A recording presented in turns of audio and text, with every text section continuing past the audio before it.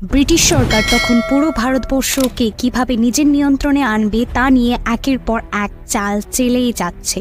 সাল তখন 1890। মণিপুরের রাজা চন্দ্রকৃতি মারা যায়। পরবর্তীতে মণিপুরের রাজা কে হবে এই নিয়ে রাজার 3 ছেলের মধ্যে বেশ বিরোধ তৈরি হয়েছিল এবং এই সুযোগ নিয়ে ব্রিটিশ সরকার তাদের কথা মতো উঠবস করা চন্দ্রকুলকে রাজার আসনে বসায়। কিন্তু মণিপুরের সাধারণ মানুষ এটা মেনে নিতে পারল না। 3 সৎ ভাইয়ের মধ্যে টিকেন্দ্রজিৎ ছিল সব থেকে বুদ্ধিমান ও শক্তিশালী। টিকেন্দ্রজিৎ এবং মণিপুরের সাধারণ মানুষ মিলে ব্রিটিশ সরকারের বিরুদ্ধে বিদ্রোহ ঘোষণা করল।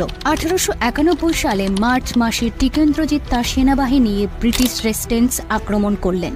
এই আক্রমণে বহু ব্রিটিশ অফিসার সেদিন মারা যায়। এই ঘটনার পর ব্রিটিশ সরকার আরো ক্রূর হয়ে টিকেন্দ্রজিতের ওপর হামলা চালায়। পাহাড়ে আবৃত মণিপুর তখন উত্তাল, চলছে বাঁশের বন্দুক, তীর ধনুকের সঙ্গে ব্রিটিশ সেনাদের কামান ও আধুনিক বন্দুকের লড়াই। কিছুদিনের মধ্যে আধুনিক অস্ত্রের হাতে পরাজয় ঘটে টিকেন্দ্রজিৎ সিংহের।